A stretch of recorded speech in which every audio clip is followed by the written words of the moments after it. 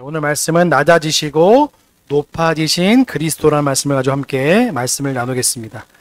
자, 우리가 소요리 문답을 나누고 있죠. 자, 우리 소요리 문답 보시면 우리가 낮아지심과 높아지심이 총 몇 가지가 있다고 그랬죠? 총 9가지가 있다 그랬어요. 이거는 여러분들이 복음의 핵심이에요. 사도신경에 있는 내용이 믿음의 내용이거든요. 우리가 무엇을 믿고 무엇을 우리가 믿는지에 대한 내용을 한다면 소요리 문답 9가지의 내용은요, 복음을 전할 때 여러분 만약에 중환자실에 만약에 진짜 복음을 전해야 돼. 그러면요, 이 내용을 그대로 전하면 돼요. 아까 이 소요리 문답 있죠? 낮아심과 높아심을 그대로 말해주고 예수 그리스도에 대한 복음을 말하면 돼요. 이 복음의 핵심이에요, 핵심. 네, 근데 우리가 복음의 핵심의 내용을 잘 말하는데 몇 가지 부분은 빼놓고 얘기할 때가 참 많아요. 자, 처음에 뭐죠? 인간의 모습을 가지고 오셨습니다. 그게 성육신입니다. 그렇죠? 두 번째, 율법에 복종하셨습니다. 네, 그게 두 번째. 그리고 모든 인류가 겪어야 될 비참함과 고통을 겪으셨습니다. 세 번째. 네 번째, 십자가에 죽으시고 무덤에 묻히셨습니다. 다섯 번째, 그렇죠? 네 번째, 그렇죠? 다섯 번째, 장사되시고 죽음의 세력 앞에 낮아지셨습니다. 다섯 번째. 알죠? 이게 다섯 번, 이게 낮아지심의 5가지예요. 왜? 우리의 구원과 연관되어 있거든요. 구원. 우리가 예수님의 이름 앞에 우리가 구원받았잖아요. 왜 예수님이 낮아지셨는지 하면, 우리가 저번에 목사님 말한 것처럼 우리가 당해야 될 것들을 예수님이 다 당하시고 행하시고 이루신 거예요. 그렇죠? 나머지 또 4가지가 있죠. 높아지심. 자, 이거는 우리가 앞으로 되어질 일들이야. 구원받은 백성이 되어져 갈 일들을 4가지의 요소로 맞아요. 첫 번째 뭐죠? 3일 만에 부활하신 거예요. 3일 만에. 우리가 3일이 왜 3일이냐면 유대인들에서 3일은 완전수예요. 완전수. 3, 7, 10 완전수예요. 그래서 이 수가 만약에 성경에서 말한 수면 완전하다라는 뜻을 가지고 있어요. 그래서 예수님께서는 완전하게 3일 만에 부활하셔. 몸의 부활을 하신 거를 말한 거예요. 자, 또 두 번째, 높아진 두 번째 뭐였죠? 승천하신 거예요. 우리는 예수님이 다시 오실 때 완전한 부활로 두 번째 부활로 임하게 될 거예요. 그게 승천이에요. 자, 세 번째, 하나님 우편에 앉아 계시는 거예요. 그렇죠? 그게 뭐냐면 우리도 예수님과 함께 양자됐기 때문에 하나님의 자녀가 됐기 때문에 그러한 영광을 누리게 될 거예요. 그리고 오면 마지막 날 심판자로 재림하실 예수님. 그게 높아지심의 마지막. 우리도 마찬가지예요. 예수님이 다시 오실 때 우리가 예수님이 오시기 전에 죽음을 맞이했잖아요. 그러면 우리가 예수님이 이 세상의 마지막 종말할 때 우리도 같이 예수님과 함께 부활의 영광의 모습으로 그 모습을 지켜보게 될 거예요. 얼마나 큰 영광을 누리게 될 거예요. 그렇죠? 그러니까 이 낮아심과 높아심이 뭐예요? 복음의 핵심이에요. 핵심. 그러니까 이 내용들을요, 예수님을 전할 때, 복음을 전할 때 꼭 이 9가지 요소를 잘 설명하시면 복음을 전하는데 아주 유익해요. 근데 우리는 어떻게 전하면 예수님이 당신을 위해 죽으셨어요. 근데 왜 죽으셨는지에 대한 부분을 잘 보면 요 안에 핵심적인 내용이 다 들어가 있는 거예요. 근데 이 내용이 다 어디 있어요? 사도신경에 있는 내용이에요. 그래서 우리가 사도신경을 보면 이 내용이 들어가 있어요. 자, 우리 말씀 한번 찾아볼까요? 빌립보서 2장 7절입니다. 시작!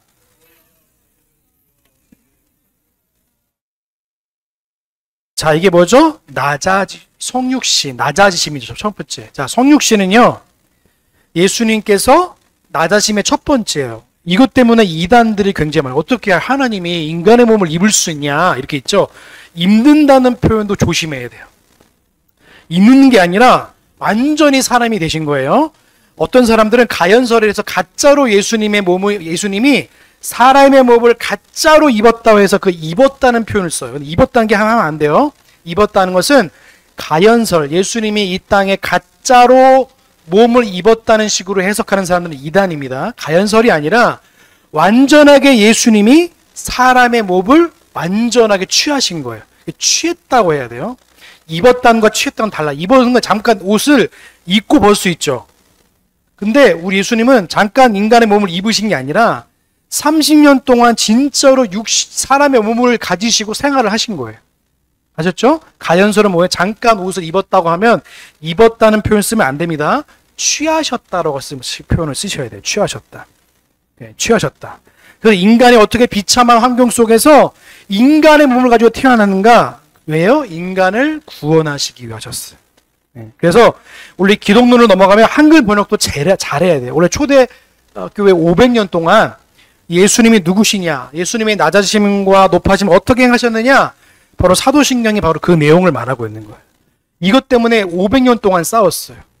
이 문제 때문에. 예수님이 몸을 입었다, 취하셨다, 이 문제 때문에 500년간 싸웠어요. 그래서 니케아 신조라는 신경에서 어와 아 차이 때문에 그렇게 치열하게 싸웠어요. 예수님의 몸을 입었다, 뭐 이렇게 취하셨다, 이것 때문에 얼마나 많이 싸운지 몰라요. 그래서 신이신 성자 하나님께서 인간의 몸을 가지고 태어나셨다, 인간의 몸을 취하셨다, 이 땅에 오셨다, 이렇게 말해야 돼요. 입었다 말하면 안 됩니다. 우리 한글 번역에서는 사실 완벽한 번역은 없지만 조금 위험한 번역이 있어요. 그래서 우리 번역에서도 이단적인 고백과 표현들을 좀 걸러내야 할 필요가 있어요. 그래서 그리스도의 낮아짐에 대한 표현을 우리 한글로 번역했을 때 이단이 말했던 것과 정통 기독교가 말했던 그 아와 어와 차이를 열심히 우리가 정립해야 돼요. 정립하지 않으면 140년 동안 예수님이 성육신과 관련해서 이 성육신이라는 표현, 태어났다는 표현, 하나님께서 인간의 몸을 가지고 오셨다는 표현, 취하셨다는 표현, 이것이 바로 빌립보서 2장에 있는 말씀처럼 본체 형상이신 성자 예수님께서 인성을 가지셨다는 것은 잘 표현된 거예요. 근데 우리 찬송가에 육신을 입었다는 이런 표현이 굉장히 많이 나와요. 그렇죠? 찬송가나 CCM이나 복음성가에 예수님이 육신을 입었다, 이거는 굉장히 위험한 사상이 될 수도 있어요. 입었다고 하면 내가 어떻게 말한다고요? 취하셨다. 좋아요. 아주 잘했어. 이건 여러분들이 웬만한 목사님보다 나가셔요. 여러분이 입었다고 굉장히 많이 쓰는데 취하셨다고 이렇게 표현해야 돼요. 이게 정확한 표현이에요. 그래서 입었다 먹었다, 이건 도구적인 표현이기 때문에 잘못하면 인간의 몸이 가짜처럼 표현되어질 수 있기 때문에 위험성이 있어요. 그래서 이런 표현은 고대 세계 가연설, 가짜 몸, 아까 말한 것처럼 예수님의 몸을 잠깐 덧입었다, 잠깐 빌려 사용했다는 주장이에요. 이런 가연설은 비롯한 번역들은 굉장히 조심해야 돼. 정통 기독교는 이걸 쓰지 않아요.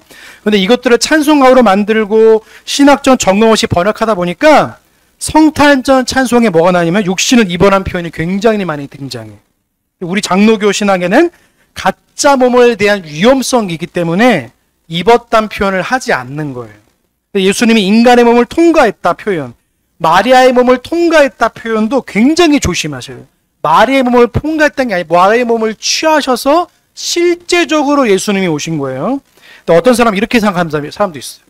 고대에 신의 정자와 마리아의 난자가 만났다고 이렇게 하는 사람도 있어요. 이것도 잘못된 거예요. 여러분 성경에 우리가 어떻게 나오죠? 사도신경에 보면 성령으로 잉태되신 거예요. 사람의 일반적인 정자와 난자의 만남이 아니에요. 이렇게 되면 예수님이 신일 수 없는 거예요. 아셨어요? 근데 이 문제 때문에도 엄청난 싸움을 했어요. 근데 우리는 성령으로 잉태되셨다는 사실을 믿는 거예요. 근데 다른 사람들은, 이단들이나 다른 세대는 어떻게 예수님의 몸이 마치 무엇인가 섞인 것처럼, 인간과 마치 신의 정제와 섞인 것처럼 설명하는 데도 있어요. 이건 굉장히 이단적인 사상이에요. 이런 것도 굉장히 조심해야 돼요. 사도신경은 이 표현을 그렇게 중요하게 생각한 거예요. 다른 편 쪽에서는 예수님의 몸을 진짜 인간의 몸으로 강조하다 보니까 어떤 거냐면 유전학자, 아까 말한 유전과학처럼 접근하는 시도가 있어.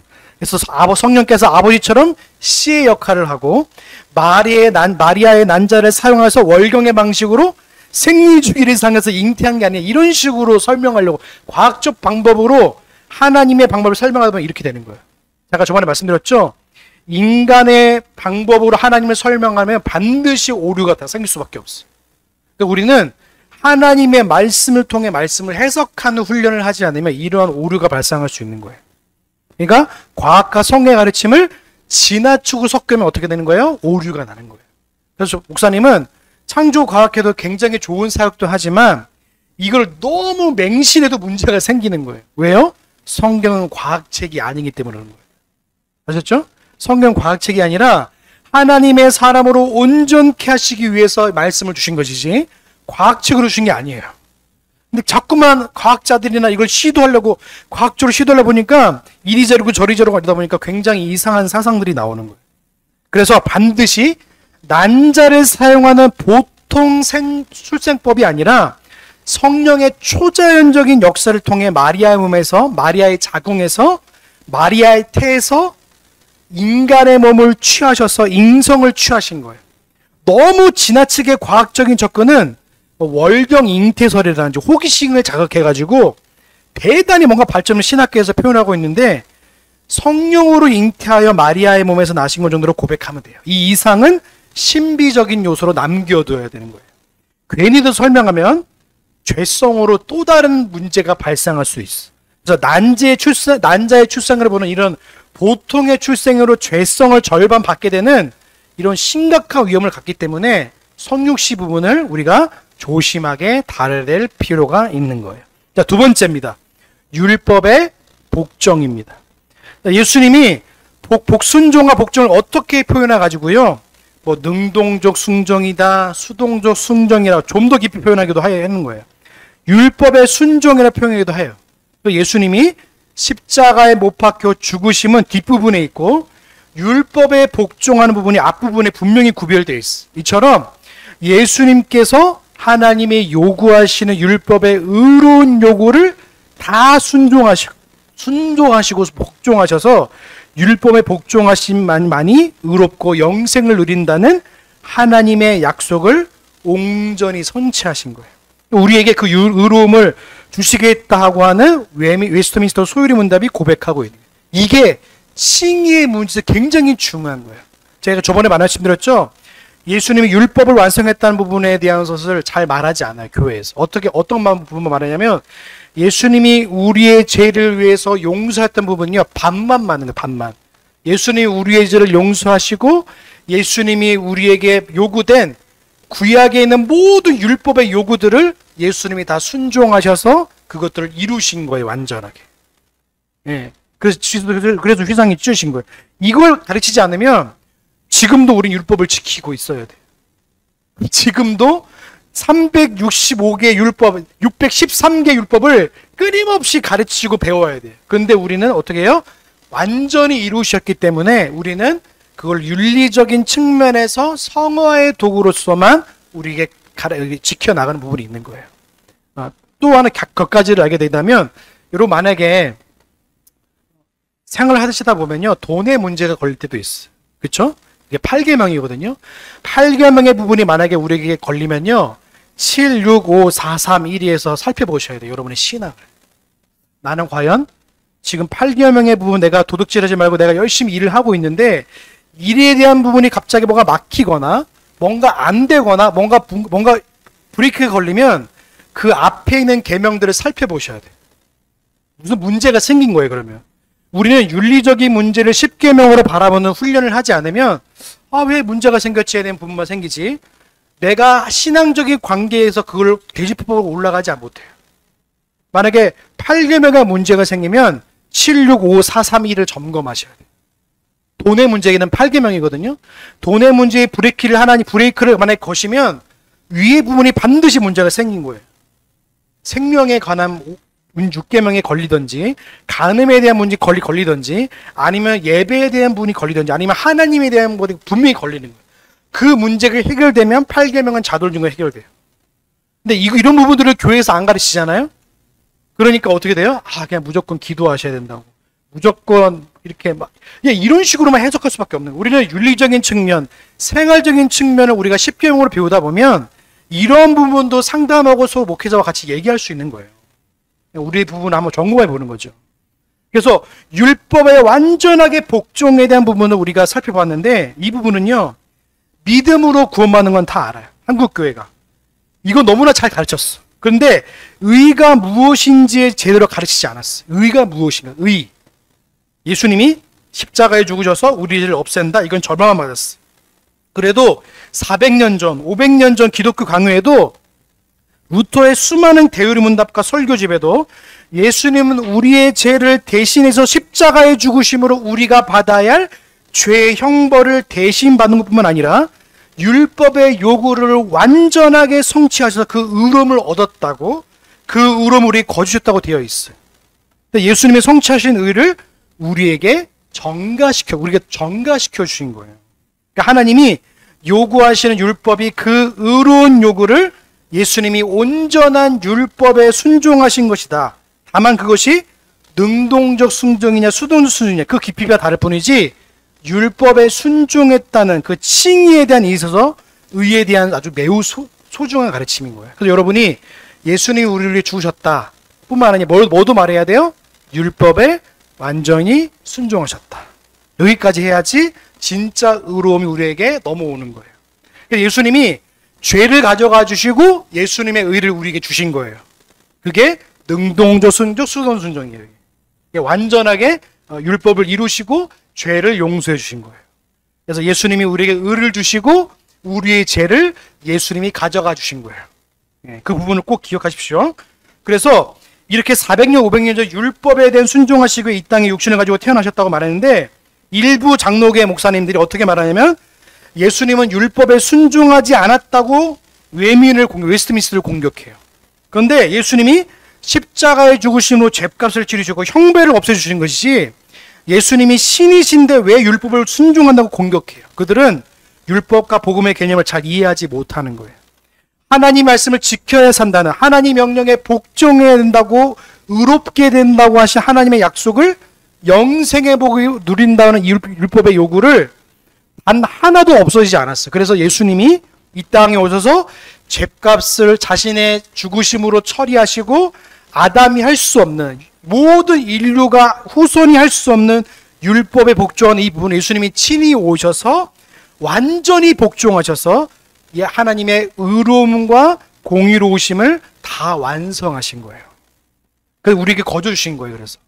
그랬더니 어디 예수님이 율법의 1.1에게도 처음부터 마지막까지 어떻게 예수님이 그 율법에 순종하시냐고 공격하게 돼요. 그러나 율법을 이해하지 못해서 하는 말이에요. 예수님은 결혼을 안 하셨기 때문에 오교망의 남녀의 가정의 자식을 키워내는 율법의 요구를, 이런 부분을 세세하게 성취하신 거 아니에요. 로마서 13장의 사랑은 율법의 완성이라 말하는 것처럼 있죠. 율법의 본질적인 면을 예수님이 성취하신 거예요. 이런 부분에서 우리가 예수님이 그 모든 부분들을 다 성취하신 거예요. 구약에 있는 법들을. 그래서 율법과 복음을 다시 공부해야 돼요. 왜 우리가 소유문답에 율법에 복종하시고 이 표현을 담았는가? 반드시 칭의, 이신칭의에 있어서 의에 대한 문제가 반드시 있기 때문에 그렇게 다루게 된 거예요. 믿음으로 하는 말은 이 부분만 생각하는 것이 아니라 의에 대한 부분도 같이 포함되어 있는 거예요. 의와 죄의 문제를 예수님이 해결하러 이 땅에 오신 겁니다. 자, 세 번째가 뭐죠? 고난당하심입니다. 고난당하심. 이거는 뭐냐면 낮고 천한 모습으로 오셔서 인류가 겪어야 할 모든 고난과 비참함을 받으시고 마지막에는 우리 대신 예수님 하나님이 무서운 정죄를 받으신 거예요. 그게 바로 세 번째 고난입니다. 네 번째, 십자가의 죽으심입니다. 십자가의 죽으심은 저주의 죽음이에요. 인간이 죽어야 할 그러할 하나님의 영원한 형벌과 저주를 예수님이 온전히 십자가에서 우리를 대신해서 죗값을 짊어지신 거예요. 다섯 번째 뭐죠? 무덤에 묻히시고 라고 돼 있어요. 여러분, 우리는요, 이거를 어떤 분들은 그 성공회는 낙원에 갔다고 말해요. 그리고 카톨릭은 어떻게 해석하냐면 이 부분을 연옥이라고 해석해요. 지금도 이렇게 말하는 사람이 있어요. 연옥에 있다고. 그러면 안 됩니다. 연옥은 카톨릭이 만들어낸 헌금을 걷기 위한 수단이에요. 그러기 위해서 연옥을 만들어 놓은 거예요. 그래서 연옥을 만들어서 뭐냐요? 우리가 헌금을 많이 내거나 착한 일 많이 하면 어떻게 돼요? 뿅 하고 하늘 천국으로 가는 거예요. 그게 연옥이에요. 연옥. 그래서 장사되셨다, 예수님이 지옥에 장사되셨다, 내려가셨다, 이 말이 뭐냐면 이 부분을 우리가 잘 고민해야 돼요. 그래서 루터는 이 부분을 진짜로 지옥에 내려갔다고 해요. 근데 우리 장로교는 그렇게 않고 어떻게 해석하냐면 지옥에 내려가셨던 부분은 어떻게 내려가냐면 실제로 내려가신 것이 아니라 지옥의 고통과 형벌을 받아내시는, 지옥 같은 고통을 맛보시고 이렇게 표현하는 거예요. 아셨죠? 이게 달라요, 표현이. 여러분, 왜 사도신경에 왜 지옥에 내려갔던 부분 빠졌을까요? 감리교의 요구 때문에 그래요. 감리교가 어떻게 말하냐면, 우리가 감리교가, 제가 찬송가를 200장 이후로 안 부르는 이유가 뭐냐면, 물론 몇 개는 포함되어 있어요. 이후로는 감리교와 장로교가 합동해서 찬송가를 만들었어요. 그래서 그러다 보니까 어디까지 손을 댔냐면 사도신경까지 손을 댔어요. 원래는 그러면 안 되는데 감리교가 이렇게 하는 거예요.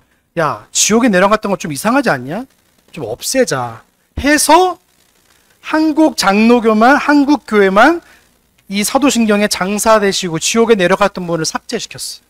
그래서 1895년, 1905년에 연합사도신경에서 삭제되어서 장로교에서 고백되었던 사도신료가 빠진 거예요. 원래는 지옥에 내려갔던 부분이 분명히 있어요. 근데 그걸 제외시킨 거예요. 그래서 감리교랑 하여튼, 그리고 감리교에서 말하고 있는 찬송가 내용이 200장 이후로 들어가요. 그래서 찬송가 안에는요, 2단의 찬송도 있고, 국가에서 부르는 국교 내용도 있고, 여러 가지 다 짬뽕이 돼서. 그래서 제가 200장 이후는 잘 부르지 않는 이유가 거기 있는 거예요. 장로교 찬송은 그래서 200장 이전까지 그래도 하려고 하는 노력이 있어요. 그래서 그 이유는 제가 부르지 않는 거예요. 그래서 이단적인 요소도 찬송가에 많이 있습니다. 그래서 우리보다 훨씬 낮은 중국에서도 여전히 지옥에 내려가시는 표현이 아직도 있어요. 서구 장로교에도, 유럽에도 여전히 장로교에도 지옥에 내려가시라는 고백이 되어 있어요. 근데 유독이 우리 한국 교회만 지옥에 내려가신 분이 삭제되어 있어요. 그래서 로마 카톨릭 연옥에 가셨다고 말하고, 성경에는 낙원에 가셨다고 말하고, 루터는 실제 지옥에 가셨다고 표현해요. 그러나 우리 장로교회는 사도행전 2장 42절의 말씀에 사망의 고통을 겪으셨다는 표현을 가지고 우리가 겪어야 할 지옥의 고통과 아픔을 온전히 예수님이 죽음의 세력 가운데의 그 고통과 형벌을, 인간의 저주와 정죄의 고통을 받아내셨다는 표현을 지옥에 내려가셨다고 이렇게 표현하는 거예요. 전혀 다른 겁니다. 루터파식이나 로마 카톨릭 표현이나 성공의 표현은 맞지 않는 거예요. 그래서 장로교식은 성경의 표현을 그대로 사용하려고 노력했어요. 자, 높아지심을 보겠습니다. 첫 번째, 부활입니다. 부활. 부활이 뭐냐면, 왜 예수님이 3일 만에 부활하셨는가? 하루라고 하면 마태복음 마지막 장에도 있는 것처럼 온갖 사람들이 예수님이 기절했다, 예수님 제자들이 도둑질해 갔다, 별 소문이 있었을 것이. 예수님의 죽음이 가짜로 가는 수많은 헛소문들이 있어요. 그래서 지금도 보시면 이단의 사선들을 보시면 예수님이 가짜로 죽었다, 예수님이 불교의 신자였다, 이런 식으로 예수님의 죽음을, 예수님의 어떤 그런 것들을 자꾸만 부인하려고 그러는 거예요. 그래서 예수님은 오늘도 우리가 3일장을 치르듯이 예전에 고대에는요, 왕이 죽으면 40일까지는 치렀어. 40일장. 40일 동안 죽음을 생각하는 거예요. 그래서 죽음의 이런 부분을 역사적으로 확증한 그런 의미가 있어서 적어도 3일 정도 지나면 모든 사람이부터 죽었다고 하는 공적인 인정을 받을 수 있기 때문에 예수님이 3일이라는 표현을 쓰면서 진짜 3일 만에 부활하신 거예요. 또 다른 이유가 있어요. 단순히 역사적인 사건뿐만 아니라 반드시 메시아가 이 땅에 오셔서 3일 만에 그렇게 부활하시라는 예수님의 예언, 구약의 약속이 있었기 때문에 그런 거예요. 이것을 확정하려면 4일도 있었고 5일도 있었지만 3일 만에 부활하신 거예요. 그래서 구약의 약속을 성취하긴 목적에 있어서도 우리가 부활의 부분도 있는 거예요. 자, 두 번째, 승천의 부분이죠. 승천. 자, 예수님이 몸이 여기저기로 옮겨가신 게 아니에요. 사도신경에는 저기로부터 여기로 오실 것이라는 지시대명사를 썼어.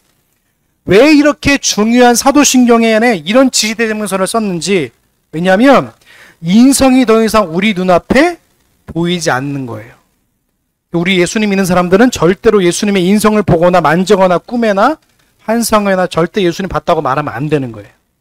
예수님의 인성을 그림으로 그리거나 조각상으로 만들거나 카톨릭처럼 어린아이들에게, 글자를 모르는 사람들에게 교육적 목적으로 소개하면 안 되는 거예요. 이미 벌써 그런 부분들이 하이데베르크 그림문답에서 1계명을 설명하면서 신성 모독이라고 분명히 경고하고 있는 거예요. 하나님 외에 다른 신들을 두게 되는 우상 숭배에 빠지게 되는 심각한 일이 벌어지게 될 수 있는 거예요. 삼위일체는 눈으로 볼 수 없어요. 이성 1인격도로 눈으로 볼 수 없으면 인성이 사라졌다. 이렇게 세 가지가 있는데 어떻게 해결할 것인가? 절대로 인성을 볼 수 없는 거예요. 마지막 최후 종말이 되면 그때 볼 수 있어요. 인성과 신성은 함께 계시는 거예요. 그래서 어떻게 종이 그림으로 이 신성을 나타내셨어요. 그래서 여러분 예전에 중세 그림 보시면 하나님의 영광을 어떻게 표현하냐면 동그라미로 표시해요. 동그라미로. 그러니까 여러분 고대 그림 보시면 성자의 그림 보시면 동그랗게 이렇게 표현해요. 그게 영광이라 표현해요. 근데 그 영광을 하나님의 영광을 어떻게 동그라미로 표현할 수 있겠어요?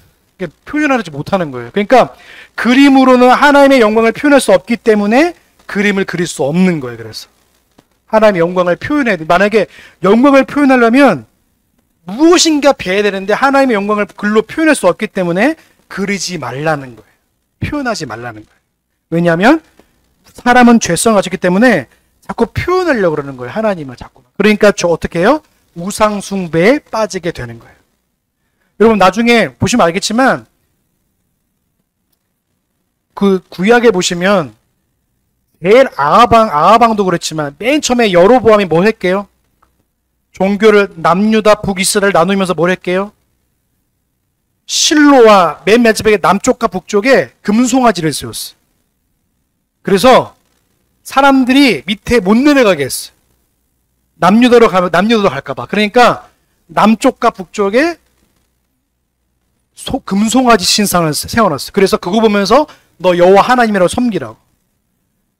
그러니까 이거 똑같은 거예요. 사람의 유익을 위해서 세우면 안 되는 거예요. 절대 하지 말아야 할 일을 여로보암이 했어요. 그리고 하나님이 세우라고 하는 이 레인 지파에서 제사장이 세워야 되는데 아무나 세웠어. 너 해. 그래서 제사장도 아무나 세우고. 그러니까 여로보암이 결국에 북이스라엘이 하나님이 얼마나 하나님의 진노를 받는지 몰라요. 나중에 보시면 알겠지만. 그러니까 우리가 절대로 하나님을 표현해서는 안 되는 거예요. 인성하신 예수님은 한 하나님이시면서 한 완전한 인간이시기 때문에 예수님도 그러한 면에서 표현하면 안 되는 거예요. 세 번째로 우편에 앉으셨어요. 하나님은 영이시기 때문에 눈으로 볼 수 없어요. 고대 영적인 왕자를 표현하는 뜻이에요. 그래서 왕권을 이어받는 왕자가 우편에 앉는 거예요. 고대 왕권의 표현을 통해서 예수님이 높아지시고 이제 신성은 예수님이 완전한 전능한 하나님이시기에 그 권능을 가지시고 우편에 앉아 계신 거예요. 그래서 여러분 선지자직, 왕직, 제사장직 배웠죠? 예수님이 오늘도 우리를 위해서 중보해 주시고 기도해 주시고 우리를 위해서 지키시고 우리를 위해서 기도하시고 그걸 지금도 하고 계시는 거예요. 지금도. 누구 우편에서요? 하나님 우편에서. 그리고 맨 마지막에 돼 있죠. 뭐로 돼 있죠? 재림이에요. 재림. 최후 심판날에 심판주로 다시 오실 것을 예수를 믿는 자기 백성들에게 구원된 확증과 장차 올 천국의 영원한 왕노릇 앞에 살아갈 영생을 보증해 주신 거예요. 그래서 여러분 우리가 낮아지심과 높아지심, 우리가 삼직이 있죠. 이 삼직은요, 예수님이 어떤 분이신가에 큰 걸 한다면 이 9가지 낮아짐과 높아짐은 복음의 핵심의 내용이에요. 여러분들이 복음을 전할 내용이 계시면 가족들에게 또 이웃들에게 또 친구들에게 복음을 전할 때 이 낮아지심과 높아지심을 우리를 위해서 낮아지셨어, 우리를 위해 높아지셨어 라고 하시면서 복음을 전하시면 되는 거예요. 확실하게 복음의 도구가 있어요. 그런데 사람들은 어떻게 해요? 우리가 맨날 말하는 우리가 무슨 교리죠? 갑자기 대학생 CCC가 말하는 이거를 쭉 예수님의 복음을 압축해서 설명하다 보면 자꾸만 오류가 생기는 거예요. 그러니까 우리는 9가지로 예수님은 이렇게 태어나셨고 이렇게 고난을 겪으셨고 이렇게 돌아가셨고 이를 위해서 율법을 완성하셨고 이 부분을 쫙 일으키면 사도신경을 아예 말해준 거 똑같은 거. 믿음을 말하는 거예요. 믿음을. 그래서 우리 항상 기억하셔서 예수님이 왜 우리를 위해서 낮아지시고 왜 우리를 위해 높아지셨다는 부분을 고민하시기 바라요. 그래야지 우리가 왜 예수님께서 우리를 위해 낮아지셨고 높아지셨는지를요 알 수 있는 거예요. 한 주간도 예수님의 낮아지심과 높아지심을 기억하시면서 아, 예수님이 우리를 이렇게 낮으셨구나. 그러니까 다시 우리가 높아지신 예수님을 바라보면서 우리가 인생을 살아나가는 거예요. 아, 우리도 맞아. 나도 예수님처럼 부활의 몸을 가지고 살아갈 거야.